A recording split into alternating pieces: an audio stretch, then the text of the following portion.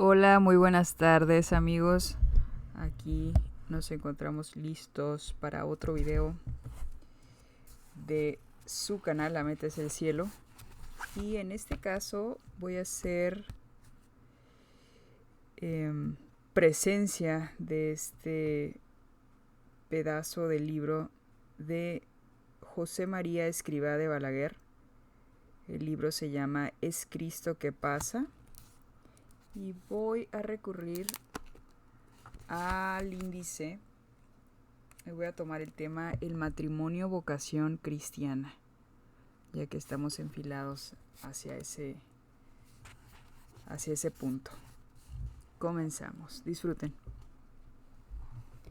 Estamos en Navidad. Los diversos hechos y circunstancias que rodearon el nacimiento del Hijo de Dios acuden a nuestro recuerdo, y la mirada se detiene en la gruta de Belén, en el hogar de Nazaret. María, José, Jesús niño, ocupan de un modo muy especial el centro de nuestro corazón. ¿Qué nos dice? ¿Qué nos enseña la vida a la vez sencilla y admirable de esa sagrada familia? Entre las muchas consideraciones que podríamos hacer, una sobre todo quiero comentar ahora. El nacimiento de Jesús significa, como refiere la Escritura, la inauguración de la plenitud de los tiempos. El momento escogido por Dios para manifestar por entero su amor a los hombres, entregándonos a su propio Hijo. Esa voluntad divina se cumple en medio de las circunstancias más normales y ordinarias. Una mujer que da a luz una familia y una casa. La omnipotencia divina, el esplendor de Dios, pasan a través de lo humano, se unen a lo humano. Desde entonces los cristianos sabemos que con la gracia del Señor podemos y debemos santificar todas las realidades limpias de nuestra vida. No hay situación terrena, por pequeña y corriente que parezca, que no puede ser ocasión de un encuentro con Cristo y etapa de nuestro caminar hacia el reino de los cielos. No es por eso extraño que la Iglesia se alegre, que se recree contemplando la morada modesta de Jesús, María y José. Es grato, se reza en el himno de maitines de esta fiesta, recordar la pequeña casa de Nazaret y la existencia sencilla que ahí se lleva. Celebrar con cantos la ingenuidad humilde que rodea a Jesús, su vida escondida. Ahí fue donde, siendo niño, aprendió el oficio de José. Ahí donde creció en edad y donde compartió el trabajo de artesano. Junto a él se sentaba su dulce madre. Junto a José vivía su esposa amadísima, feliz de poder ayudarle y de ofrecerle sus cuidados. Al pensar en los hogares cristianos, me gusta imaginarlos luminosos y alegres, como fue el de la Sagrada Familia. El mensaje de la Navidad resuena con toda fuerza. Gloria a Dios en lo más alto de los cielos y paz en la tierra a los hombres de buena voluntad. Que la paz de Cristo triunfe en vuestros corazones, escribe el apóstol. La paz de sabernos amados por nuestro Padre Dios, incorporados a Cristo, protegidos por la Virgen Santa María, amparados por San José. Esa es la gran luz que ilumina nuestras vidas y que entre las dificultades y miserias personales nos impulsa a proseguir adelante animosos. Cada hogar cristiano debería ser un remanso de serenidad, en el que por encima de las pequeñas contradicciones diarias se percibiera un cariño hondo y sincero, una tranquilidad profunda, fruto de una fe real y vivida. El matrimonio no es, para un cristiano, una simple institución social, ni mucho menos un remedio para las debilidades humanas. Es una auténtica vocación sobrenatural, sacramento grande en Cristo y en la Iglesia, dice San Pablo, y a la vez inseparablemente contrato que un hombre y una mujer hacen para siempre, porque queramos o no, el matrimonio instituido por Jesucristo es indisoluble. Signo sagrado que santifica, acción de Jesús que invade el alma de los que se casan y les invita a seguirle, transformando toda la vida matrimonial en un andar divino en la tierra. Los casados están llamados a santificar su matrimonio y a santificarse en esa unión. Cometerían por eso un grave error si edificaran su conducta espiritual a espaldas y al margen de su hogar. La vida familiar, las relaciones conyugales, el cuidado y la educación de los hijos, el esfuerzo por sacar económicamente adelante a la familia y por asegurarla y mejorarla, el trato con las otras personas que constituyen la comunidad social, todo eso son situaciones humanas y corrientes que los esposos cristianos deben sobrenaturalizar. La fe y la esperanza se han de manifestar en el sosiego con que se enfocan los problemas, pequeños o grandes, que en todos los hogares ocurren, en la ilusión con que se persevera en el nacimiento y cumplimiento propio del deber. La caridad lo llenará así todo, y llevará a compartir las alegrías y los posibles sinsabores, a saber sonreír, olvidándose de las propias preocupaciones para atender a los demás, a escuchar al otro cónyuge, a los hijos, mostrándoles que de verdad se les quiere y comprende, a pasar por alto menudos roces sin importancia que el egoísmo podría convertir en montañas, a poner un gran amor en los pequeños servicios de que está compuesta la convivencia diaria. Santificar el hogar día a día, crear con el cariño un auténtico ambiente de familia, de eso se trata.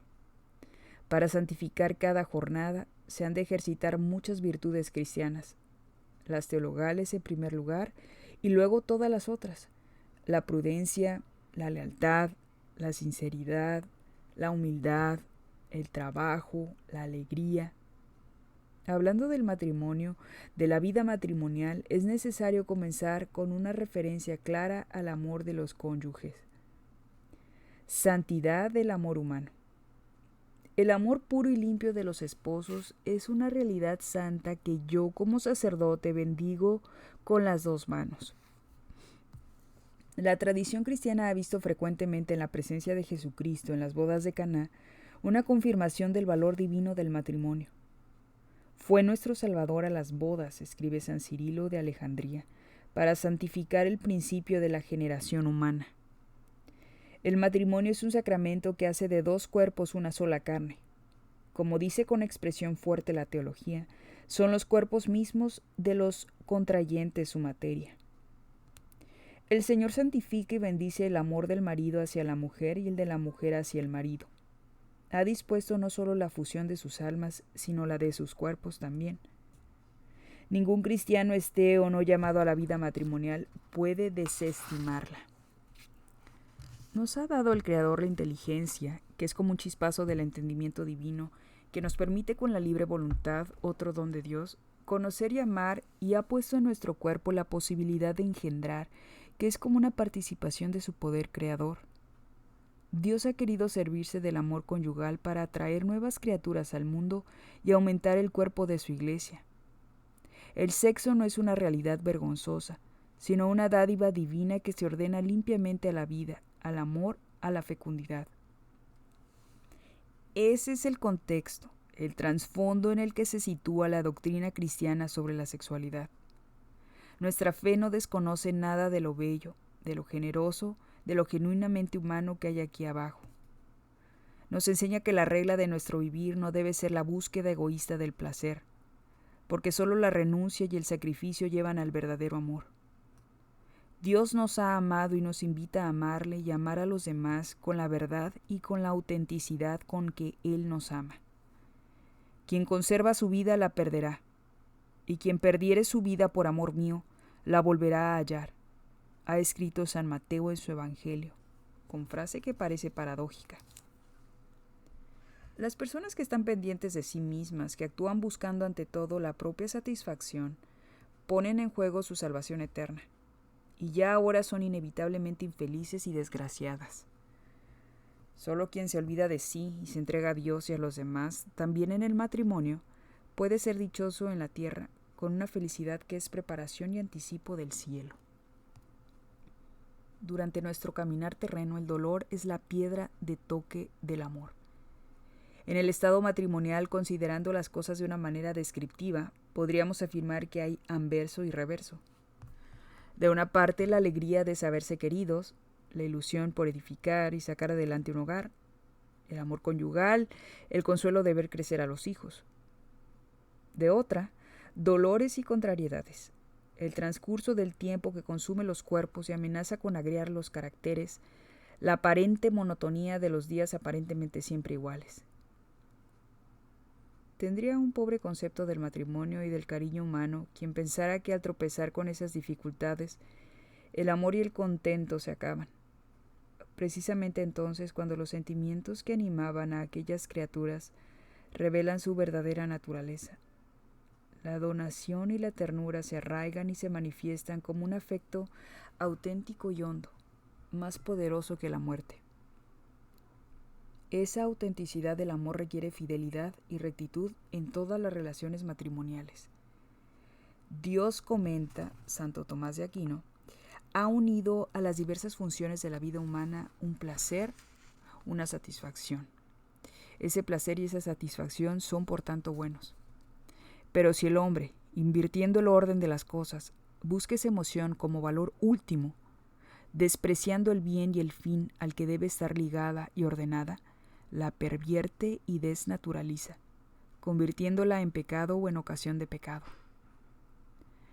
La castidad, no simple continencia, sino afirmación decidida de una voluntad enamorada, es una virtud que mantiene la juventud del amor en cualquier estado de vida. Existe una castidad de los que sienten que se despierta en ellos el desarrollo de la pubertad, una castidad de los que se preparan para casarse, una castidad de los que Dios llama al celibato, una castidad de los que han sido escogidos por Dios para vivir en el matrimonio. ¿Cómo no recordar aquí las palabras fuertes y claras que nos conserva la Vulgata, con la recomendación que el arcángel Rafael hizo a Tobías antes de que se desposase con Sara? El ángel le amonestó así: Escúchame, y te mostraré quiénes son aquellos contra los que puede prevalecer el demonio. Son los que abrazan el matrimonio de tal modo que excluyen a Dios de sí y de su mente, y se dejan arrastrar por la pasión como el caballo y el mulo, que carecen de entendimiento. Sobre estos tiene potestad el diablo. No hay amor humano, neto, franco y alegre en el matrimonio si no se vive esa virtud de la castidad, que respeta el misterio de la sexualidad y lo ordena a la fecundidad y a la entrega. Nunca he hablado de impureza, y he evitado siempre descender a casuísticas morbosas y sin sentido, pero de castidad y de pureza, de la afirmación gozosa del amor, sí que he hablado muchísimas veces y debo volver a hablar. Con respecto a la castidad conyugal, aseguro a los esposos que no han de tener miedo a expresar el cariño. Al contrario, porque esa inclinación es la base de su vida familiar.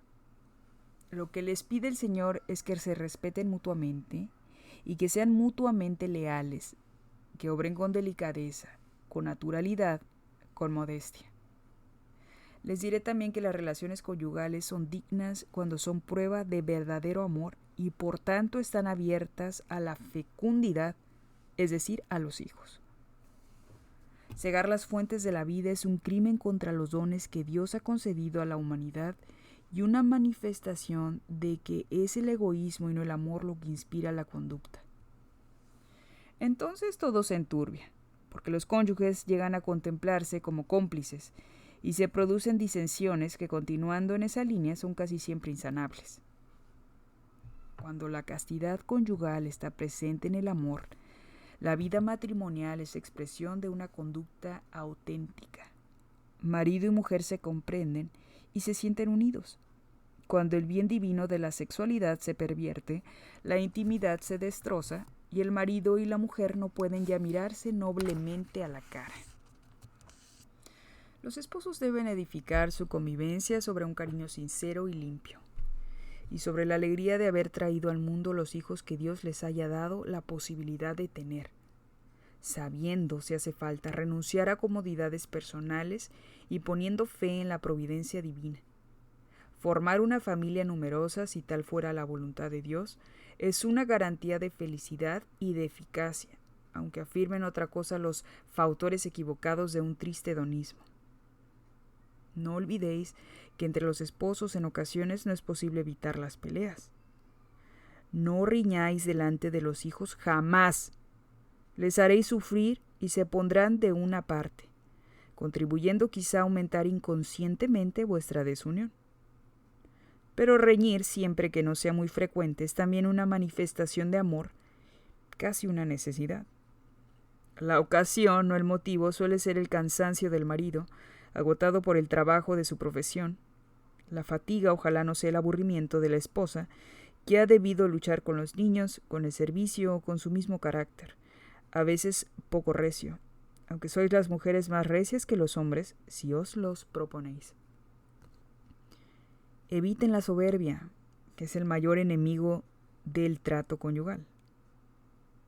En vuestras pequeñas reyertas ninguno de los dos tiene razón. El que está más sereno ha de decir una palabra que contenga el mal humor hasta más tarde. Y más tarde a solas reñid, que ya haréis enseguida las paces. Pensad vosotras en que quizá os abandonáis un poco en el cuidado personal. Recuerden con el proverbio que la mujer compuesta saca al hombre de otra puerta. Es siempre actual el deber de aparecer amables como cuando eran novias, deber de justicia, porque pertenecéis a vuestro marido, y él no ha de olvidar lo mismo, que es vuestro, y que conserva la obligación de ser durante toda la vida afectuoso, como cuando lo era de novio. Mal signo si sonreís con ironía al leer o escuchar este párrafo. Sería muestra evidente de que el afecto familiar se ha convertido en heladora indiferencia. Hogares luminosos y alegres. No se puede hablar del matrimonio sin pensar a la vez en la familia, que es el fruto y la continuación de lo que con el matrimonio se inicia. Una familia se compone no solo del marido y de la mujer, sino también de los hijos, y en uno u otro grado de los abuelos, de los otros parientes y de las empleadas del hogar. A todos ellos ha de llegar el calor entrañable del que depende el ambiente familiar. Ciertamente hay matrimonios a los que el Señor no concede hijos. Es señal entonces de que les pide que se sigan queriendo con igual cariño y que dediquen sus energías, si pueden, a servicios y tareas en beneficio de otras almas. Pero lo normal es que un matrimonio tenga descendencia. Para estos esposos, la primera preocupación han de ser sus propios hijos. La paternidad y la maternidad no terminan con el nacimiento. Esa participación en el poder de Dios, que es la facultad de engendrar, ha de prolongarse en la cooperación con el Espíritu Santo para que culmine formando auténticos hombres cristianos y auténticas mujeres cristianas. Los padres son los principales educadores de sus hijos, tanto en lo humano como en lo sobrenatural, y han de sentir la responsabilidad de esa misión, que exige de ellos comprensión, prudencia, saber enseñar y sobre todo saber querer y poner empeño en dar un buen ejemplo. No es camino acertado para la educación la imposición autoritaria y violenta. El ideal de los padres se concreta más bien en llegar a ser amigos de sus hijos, amigos a los que se confían las inquietudes, con quienes se consultan los problemas, de los que se espera una ayuda eficaz y amable. Es necesario que los padres encuentren tiempo para estar con sus hijos y hablar con ellos. Los hijos son lo más importante que los negocios, que el trabajo y que el descanso. En esas conversaciones conviene escucharles con atención, esforzarse por comprenderlos, saber reconocer la parte de verdad o la verdad entera que pueda haber en algunas de sus rebeldías. Y al mismo tiempo ayudarles a encauzar rectamente sus afanes e ilusiones, enseñarles a considerar las cosas y a razonar, no imponerles una conducta, sino mostrarles los motivos sobrenaturales y humanos que la aconsejan. En una palabra, respetar su libertad, ya que no hay verdadera educación sin responsabilidad personal ni responsabilidad sin libertad. Los padres educan fundamentalmente con su conducta, con su ejemplo. Lo que los hijos y las hijas buscan en su padre o en su madre no son solo unos conocimientos más amplios que los suyos o unos consejos más o menos acertados, sino algo de mayor categoría, un testimonio del valor y del sentido de la vida encarnado en una existencia concreta, confirmado en las diversas circunstancias y situaciones que se suceden a lo largo de los años. Si tuviera que dar un consejo a los padres, les daría sobre todo que sus hijos lo ven todo desde niños y lo juzgan. No os hagáis ilusiones de que no. Que procuráis vivir de acuerdo con vuestra fe, que Dios no está solo en vuestros labios, que está en vuestras obras, que se esfuerzan para ser sinceros y leales, que os queréis y que los queréis de veras.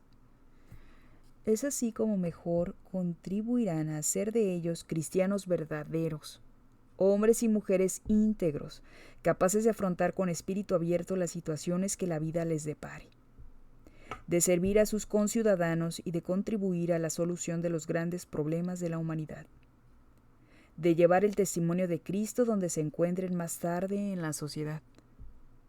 Escuchad a vuestros hijos, dedicadles también el tiempo vuestro, mostradles confianza, creedles cuando os digan, aunque alguna vez os engañen, no os asustéis de sus rebeldías, puesto que también vosotros, a su edad, fuisteis más o menos rebeldes.